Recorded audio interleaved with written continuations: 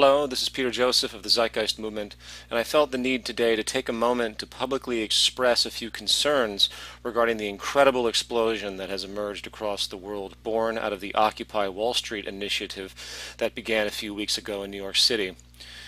While the mainstream media continues to more or less ignore, criticize, and downplay the enormous growth, potential, and effect this global action against the financial system is having, I think if you put every single left-wing cause into a blender and hit power, this is the sludge you'd get. It's like Woodstock meets Burning Man meets people with absolutely no purpose. the independent media has been shining as the beacon of free speech journalism more than ever. And the interesting thing is, the more the mainstream media continues its status quo preservation tactics, the more public attention will seek out and support the independent outlets, for the power and interest in the Occupy movement is simply not stopping. As of October 16th, over 1,500 cities in the world are now actively taking part in what is likely the largest global action ever seen. And I suspect many other seemingly different economic protests currently occurring worldwide will eventually unify with this global Occupy movement as well. And while peaceful protest has been a staple of this action, police brutality and violent outbreaks are unfortunately occurring in pockets, and this is something of deep concern to me. It is one thing for all of us to give lip service to nonviolence in such a situation, and it's another to be educated and strategic in your work to restrain it. I speak not only to participants here, but also to law enforcement, and hence the government and financial powers they represent. In the case of violence occurring within the Occupy movement, it's critical that if you see any person beginning to act in a violent manner, you work with others to stop them in a peaceful way or make sure others are separated and not triggered into it. There's an important book that I recommend called The Crowd, A Study of the Popular Mind, which takes great care to discuss mass reactions. While many of us might think we can be completely objective and independent in our actions, the fact is we are deeply influenced by the effects around us. The mob mentality can take hold almost subconsciously. This is very important to recognize within yourself and others in order to be vigilant on both fronts. On that note, it is also critically important law enforcement understand these dynamics as well.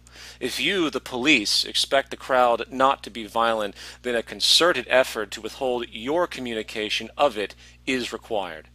Just as a single rogue person can trigger an entire group to jump on board with violent acts, so do violent actions coming from you, the police. The more you show violence, the more likely it will generate it. And needless to say, well, there are many more protesters than there are police, and your weapons will be absolutely meaningless if these mobs ever were to turn against you. It is in your self-interest and protection to stop reacting in abusive manners. Every time you hurt or abuse another human being, you plant the seed of permission for them to hurt and abuse you and others. You have nothing to gain by using force and everything to lose in the end. Now, that all aside, there's a quick point I would like to make with regard to demands and transition. I don't pretend to know what will occur as this movement continues to grow, but unless an informed, relevant set of demands are made, its effect will be minimal. It is here I will speak with respect to the values of the Zeitgeist Movement, along with my personal views on how we could possibly transition into a more humane, sustainable, balanced society. While many within the Occupy movement promote various reforms of the current economic and political system, others, such as the Zeitgeist Movement, seek a complete overhaul. It is not the purpose of this video to expand upon the complete train of thought present in the Zeitgeist Movement's observations and proposals, but suffice it to say, we seek a system based upon resource management as the starting point of all industrial decisions, coupled with a recognition that the efficiency enabled by our modern understandings in science and technology will be what can provide and meet the needs of the entire human population and create true sustainability.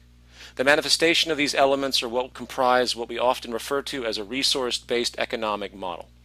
To understand the basis of this train of thought more clearly, I do suggest two books as well. One is called Critical Path by Buckminster Fuller, and the other is called The Best That Money Can't Buy by Jacques Fresco. From there, the reader should begin to see that our current financially based economic model is intrinsically flawed, and no regulation of this system will likely solve the real problems we face at hand. And if this view is accepted, the view that we need to employ a completely different socioeconomic model to meet the needs of the human population and become truly sustainable on the planet Earth, the question, of course, becomes, how do we get there? In my personal view, the Occupy movement could be the seed for a transition out of the current paradigm and into a new one. By its natural evolution, the Occupy movement has characteristics that are very revealing with respect to the true nature of the problems at hand. The fact that this act of contempt is occurring without borders, or in certain cases, without even respect to the political system itself, rather targeting the financial system, shows an amazing new awareness. My first suggestion is to unify the regional movements into a global entity through representatives, where each major region has a personal link to each other. I believe this is starting to occur already. Then meetings need to occur with these representatives to plan more concerted actions to reinforce the global unity and presence. Second, a decision needs to be made as to where your main focus is. To keep but reform the current system, or to work to basically remove it as a whole. And obviously, there can be a transitional phase incorporating both as well. Either way, these global representatives would need to prepare a World Occupy conference at a set location for the media to digest, where reform issues are presented, hence pushing recognition by the political establishment and the public. In the case of reform, this is where each regional group gains the recognition and organizes themselves to be able to engage their country-specific governmental bodies. In the case of complete revolution and the interest to remove the model itself and install a totally new system, as advocated by the Zeitgeist Movement, a more radical undertaking is required. A parallel government needs to be created. Rather than work to get a seat at the proverbial table that exists, a new table needs to be created, and the representatives of each region are brought in, along with legal and technical teams associated. Much detail could be explained on that, but let's leave it there for now. Eventually, this will create a virtual global institution that begins to prepare the new social system, as the old system continues its operation and inevitable failure, if you understand what this system is and how it can't resurrect itself at this point. And once the model is defined, a mass public awareness campaign is commenced as this new governing body and its work is announced.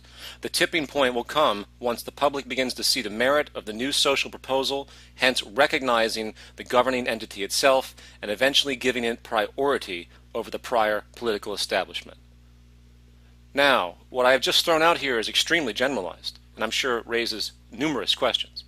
I only want to express this as a logical train of thought in broad strokes of how maybe true global revolution could occur, and hence plant this seed of possibility and organization. There are countless people that have been talking about change for a long period of time, and my question to you is, are you really prepared to do what it takes to actually get the change done? If you would like to learn more about the Zeitgeist Movement, please visit thezeitgeistmovement.com, and also know that we have over 1,000 chapters across 70 countries at this time, working in tandem to, again, create the type of social change that I have just described. So if you would like to become a part of the movement, please go to the movement site, click on the country, and go and find a chapter in your region or create one. Thank you for listening.